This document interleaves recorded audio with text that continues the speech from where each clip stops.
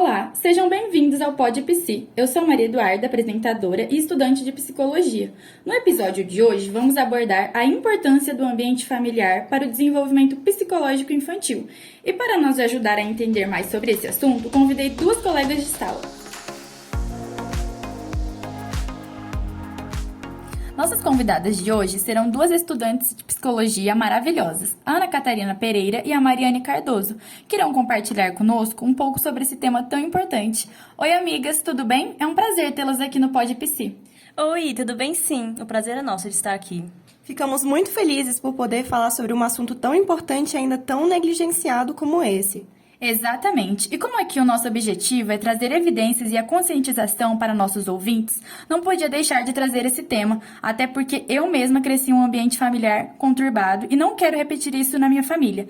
Então, para iniciarmos nosso bate-papo, gostaria de saber quais são os prejuízos no desenvolvimento da criança por viver em um ambiente familiar conturbado. Assim, Duda, é muito importante a gente ter a consciência de não repetir comportamentos que nos foram prejudiciais nas nossas vidas. Isso quebra ciclos ruins de fato. A família tem um papel crucial para o desenvolvimento do indivíduo nos primeiros estágios da infância, e é através dela que a criança tem um contato com as primeiras representações simbólicas do outro, e é a partir da comparação e identificação entre o eu com esse outro que ela desenvolve as primeiras noções de identidade.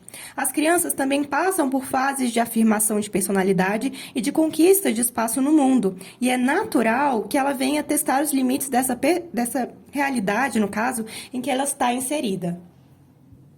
Isso que a Ana falou faz muito sentido. E eu lembro que quando eu era criança, fazia alguma arte, minha mãe gritava, me xingava, batia, colocava de castigo.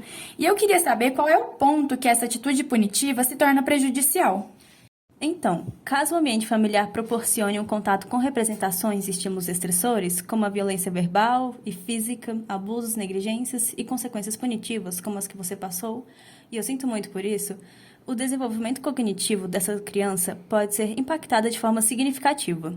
Funções como a memória, atenção, aprendizagem, controle de impulsos e resistências às frustrações estarão sob influência dessa experiência aversiva, gerando consequências imediatas e futuras em seus relacionamentos e interações sociais, pois a criança passa a normalizar a violência e a opressão.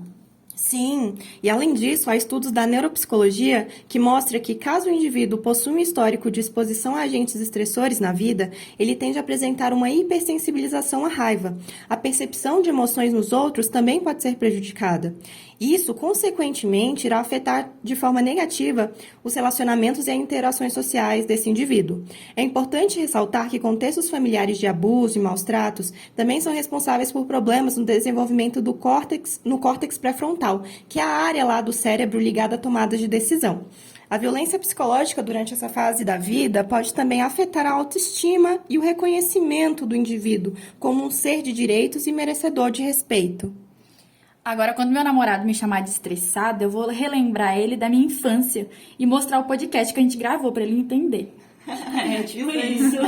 E tem a teoria do Skinner, que se chama Teoria do Condicionamento Operante, que fala sobre a aprendizagem se dá por meio de um processo de recompensas e punições.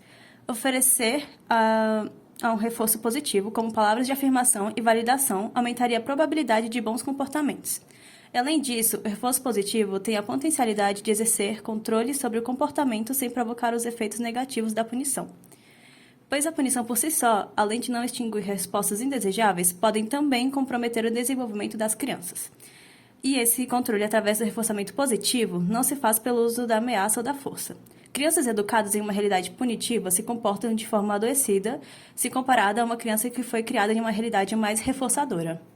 Gente, e atualmente a gente consegue ver uma grande mudança, pelo menos no meu trabalho de babá, que eu trabalhei há muitos anos, eu consegui notar uma mudança na maneira de educar os filhos.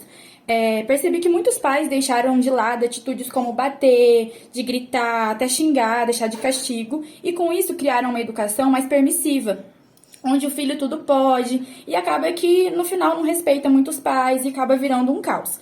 Vocês que estão estudando e leram mais sobre esse assunto, tem um jeito melhor e mais respeitoso de educar os filhos hoje em dia?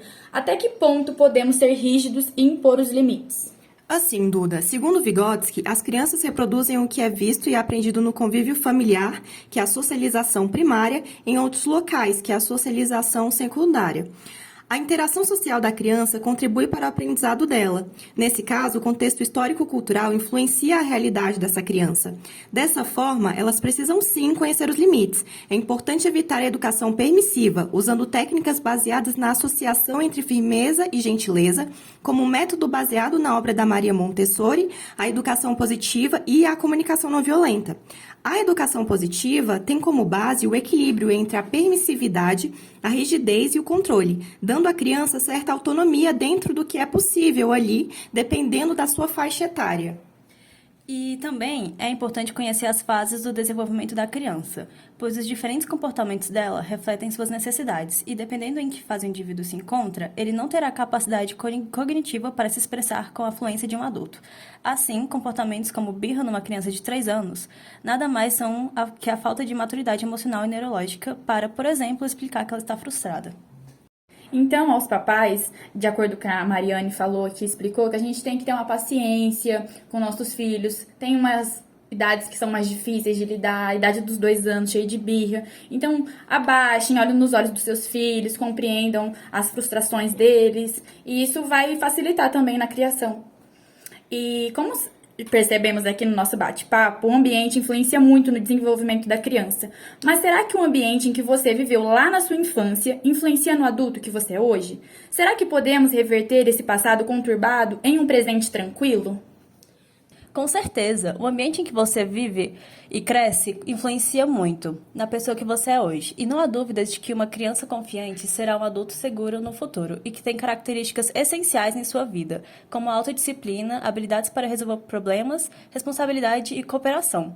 E está claro que a educação familiar exerce um papel crucial no processo de desenvolvimento dos indivíduos. E a preocupação com o modo de educar crianças e adolescentes não somente auxilia durante essa fase da vida, como também os prepara com segurança para uma vida adulta mais harmoniosa e saudável. E dessa forma, é importante investir em programas de orientação mais precisos e seguros com embasamento científico para pais e os responsáveis, com o intuito de conscientização e orientação para lidar de forma mais adequada com seus filhos, independente de que fase da vida eles se encontram.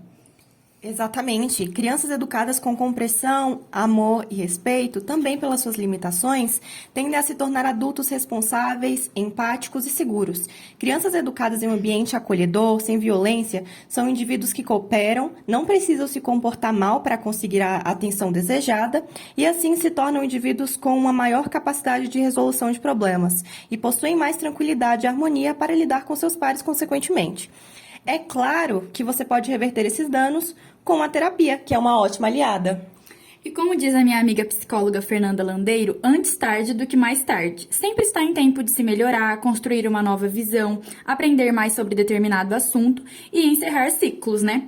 E eu acho que esse episódio foi o meu preferido. Como amei esse nosso bate-papo de hoje, foi tão enriquecedor, estou muito contente com tudo que abordamos aqui e aprendi muito. E acredito que nossos ouvintes também. Espero que nossa conversa maravilhosa tenha conscientizado muitas pessoas e que tenha despertado o desejo de mudança no nosso lar e no modo em que criamos nossos filhos.